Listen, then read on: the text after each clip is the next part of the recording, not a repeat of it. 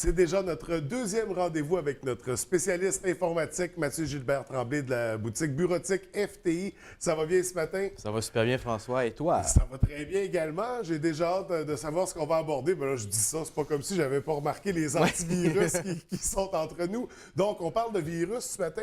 Bien, on va parler de sécurité informatique. OK. Mais comme tu sais, la sécurité informatique est un domaine excessivement vaste. Oui, oui. Donc, c'est certain qu'on ne va pas couvrir au complet la sécurité non, informatique non. aujourd'hui. On sera encore ici à 3 h après-midi. Mais on a d'autres chroniques à venir. On Oui. pourra explorer le sujet. Donc, on va parler de la sécurité informatique, mais spécifiquement des virus. Dans le Oui. fond. Je vais parler un petit peu, c'est quoi, comment un virus vient intervenir dans un problème de sécurité informatique. Puis, je vais parler aussi là, des moyens qu'on peut se donner pour améliorer ses chances de ne pas en attraper. Et là j'ai une première question, puis tu m'aimeras pas parce qu'elle n'est pas sur notre feuille. Je me souviens, à notre dernière rencontre, on parlait de l'histoire de l'informatique, d'où venait le bug informatique. Bug qui veut dire insecte en anglais. Donc, c'était vraiment une coquerelle ou une blatte, si je me souviens bien, qui avait fusionné sur un des... Est-ce que le terme virus, on l'a développé à partir du bug informatique pour garder un lien? Parce qu'il y a beaucoup d'appellations qui se réfèrent aux insectes. Tu sais, c'est la toile, c'est le web. Est-ce que ça vient tout de là, de ce bug-là? Non, mais en fait, virus, je pense qu'ils ont plutôt opté pour le côté maladie de la chose. Okay. Donc, ton ordinateur est supposé fonctionner d'une manière.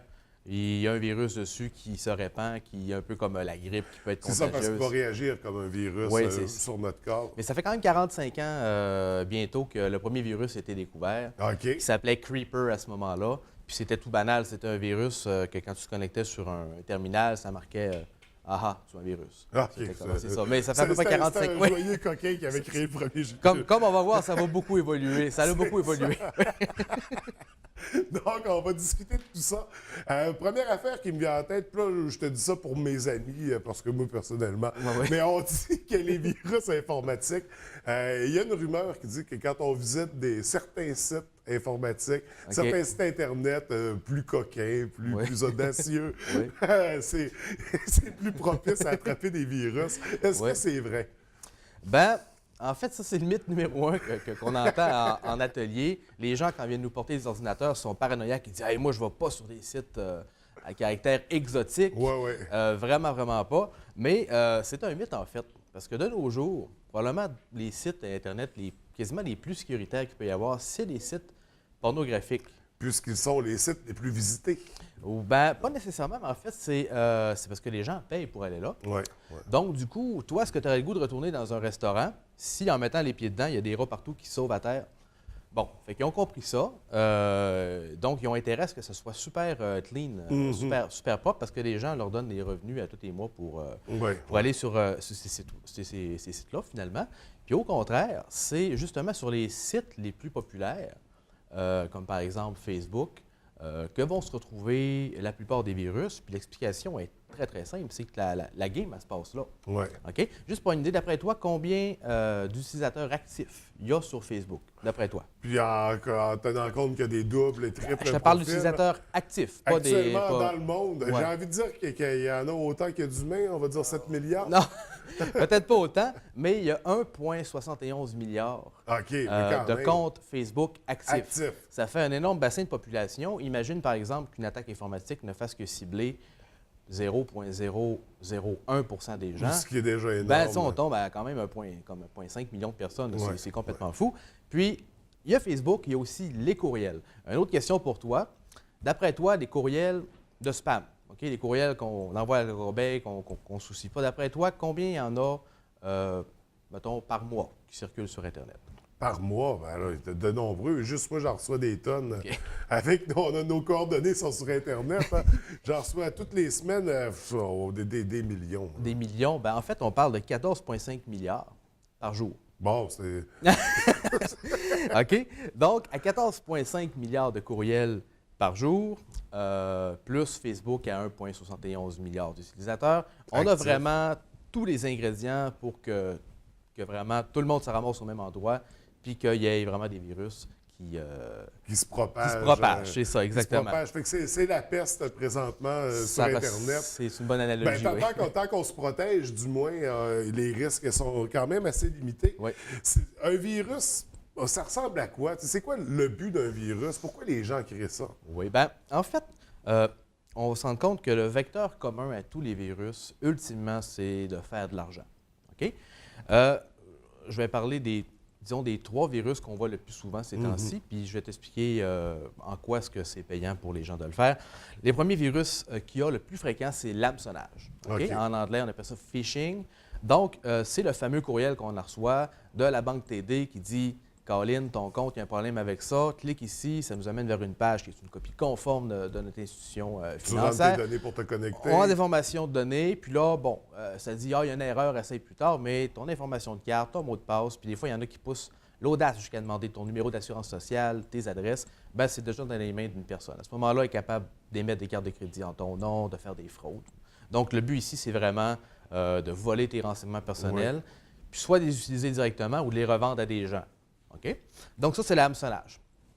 Je vous fais une petite parenthèse par rapport à ça. Jamais, on le répète jamais assez, mais jamais une institution financière, une compagnie de télécommunications va communiquer par courriel avec vous. Derry Télécom n'enverra pas un courriel pour dire vous avez un problème dans votre compte. Au même titre que la Caisse, les banques ne font jamais le faire. Fait que si vous recevez un courriel avec ça, inquiétez-vous pas, si vous leur devez de l'argent, ils vont trouver le moyen de vous communiquer avec vous autrement que par courriel. Ça, je peux vous le garantir. Puis on a l'impression qu'il n'y a plus personne qui se fait avoir avec ça, mais c'est encore des nombreux cas qui tombent, qui se font piéger par ce type d'argent. En fait, c'est la force du nombre. Hein? Parce que concrètement, si mettons, il y a une personne sur 1 million qui se fait piéger, bien, ça a l'air de rien, mais au nombre de courriels qu'il envoie par jour, c'est des millions de dollars de revenus potentiels à tous les jours. Donc ça, c'était pour l'hameçonnage. Le deuxième qu'on voit très, très, très souvent, c'est on appelle le rançon-logiciel. Okay? Donc, rançon-logiciel. Celui-là est particulièrement vicieux. Okay? Parce qu'en réalité, qu'est-ce que ça se trouve à faire? C'est que c'est un virus qui va compromettre ton ordinateur. Puis là, on en voit de toutes les couleurs. Celui qu'on voit le plus fréquemment, c'est les fameux virus d'encryption. Autrement dit, ils vont encrypter toutes vos données, les photos, les documents texte, les tableurs, tout ça. Ils vont tout encrypter ça avec une clé qui est, je viens de mentionner, complètement indéchiffrable. Si quelqu'un a le moyen de le faire de nos jours, de le déchiffrer, félicitations, prix Nobel de mathématiques. Donc, c'est indéchiffrable. Puis, ils vont vous demander, bon, ben garde, fais-nous un versement bancaire de 500 $ américains, puis on va décrypter tes fichiers, puis tu as 24 heures, sinon c'est 1000, sinon c'est 2000, sinon c'est 4000, puis ça double, ainsi de suite, comme ça. Ça, c'est très difficile à gérer avec ça. Habituellement, les gens, quand ils ont ces virus-là, il n'y a pas grand-chose qu'on peut faire. Ou on met une croix sur nos affaires où on paye le gros montant. Oui, c'est ça, effectivement. Puis encore là, payer le montant, ça ne nous garantit pas que le pirate derrière le virus va nous laisser tranquille après. Là, moi, ce que j'ai vu, c'est que ça fonctionne. Sauf que qu'est-ce qu'il ne dit pas, c'est qu'il se remet une porte de sortie. Il te désinfecte, mais il se remet la possibilité de te verrouiller tes fichiers. Donc, 2-3 mois après, tu l'entends parler, puis là, c'est plus 2000, c'est rendu 5 ou 10 000. C'est complètement fou. L'autre version qu'on peut voir des fois, les gens vont se faire contacter par Facebook par une jolie demoiselle. La jolie demoiselle qui a juste 30 amis, qui sont tous des vieux monsieur. Oui, c'est ça exactement.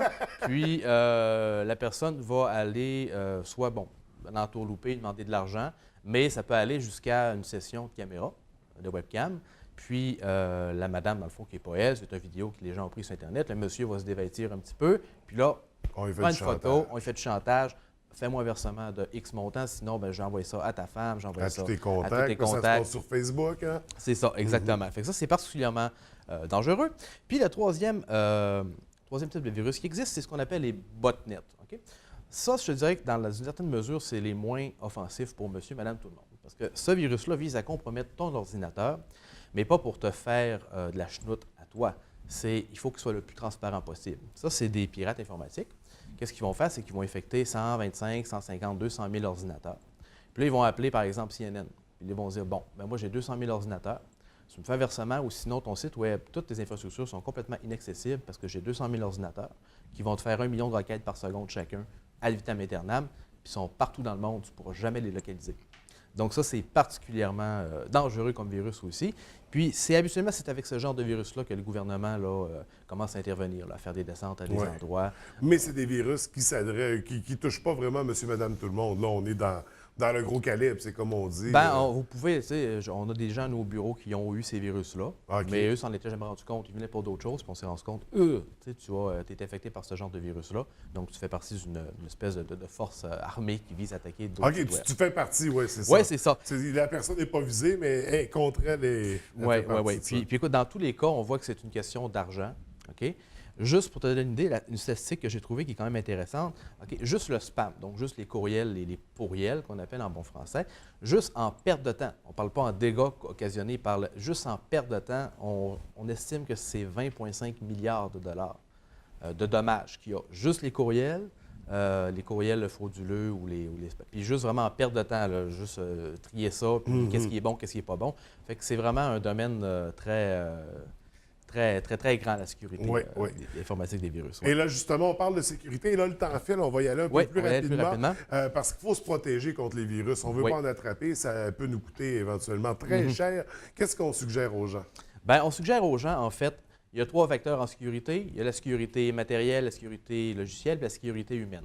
Donc, première des choses, sécurité humaine, on suggère aux gens, s'ils ne sont pas à l'aise de faire quelque chose en informatique, de ne pas s'y risquer. Au même titre qu'avec un véhicule automobile, si on n'a pas notre permis, on n'est pas à l'aise de conduire avec un véhicule automobile, bien, on ne prend pas le volant. OK? Première des choses.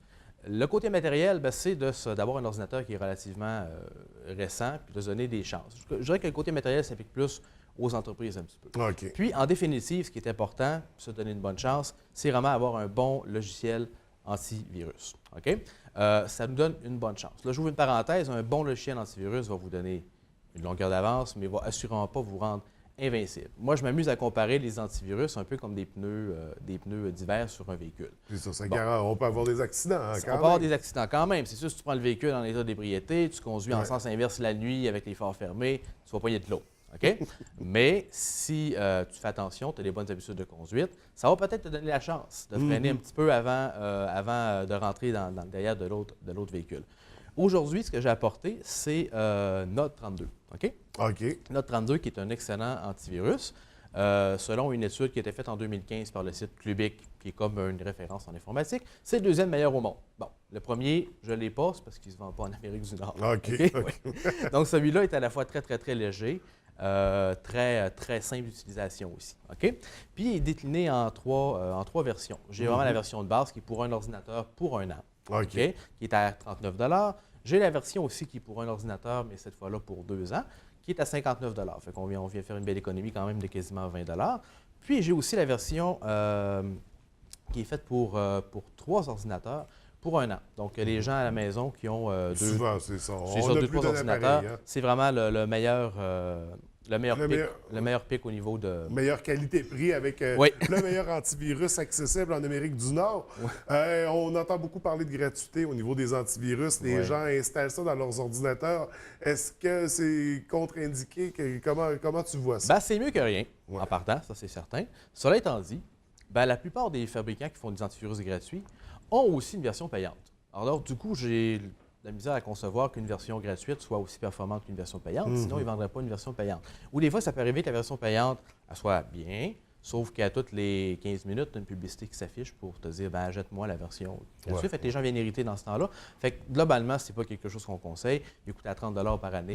C'est quelques sous par jour seulement pour améliorer notre sort. C'est quand même un petit investissement. C'est pour se protéger notre ordinateur, protéger nos informations personnelles. Il ne faut pas prendre ça à la légère. Donc, on suggère vraiment d'y aller avec des versions comme celle-là et ça. En fait, on a la meilleure. C'est elle que ça prend dans nos ordinateurs. Absolument. Et justement, vous avez une promotion actuellement. Oui, en fait, d'ici la prochaine chronique, donc d'ici 2 semaines, les gens qui vont se présenter en magasin en nous disant « écoute, j'ai vu la chronique informatique de Mathieu à TVDL », puis qui vont nous acheter un antivirus, ils nous apportent leur ordinateur avec eux. Puis on va leur installer gratuitement.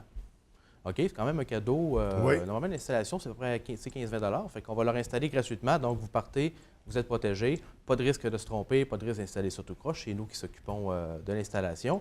Puis c'est vrai là, que ce soit, si vous Si vous êtes assez fort pour m'apporter 3 ordinateurs, on va l'installer, votre version 3 PC. Sur 3 ordinateurs, il n'y a aucun... Ça peut être 3 portables. Oui, ça peut être 3 portables. Une chance, oui.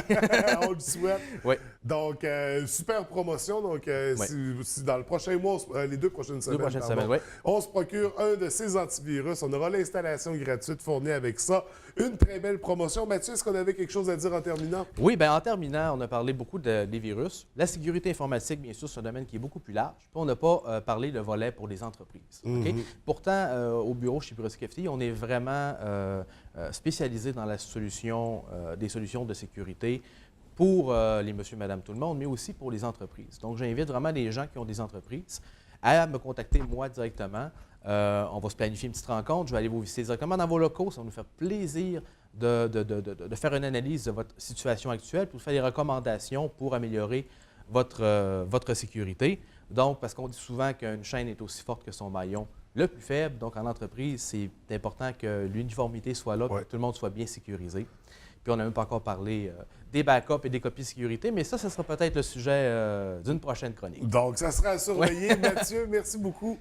Je te souhaite une très belle journée, puis on invite les gens à aller te voir directement à Bureautique FTI. Absolument. Et à profiter de la superbe promotion. Je te souhaite une très belle journée. Merci. Merci.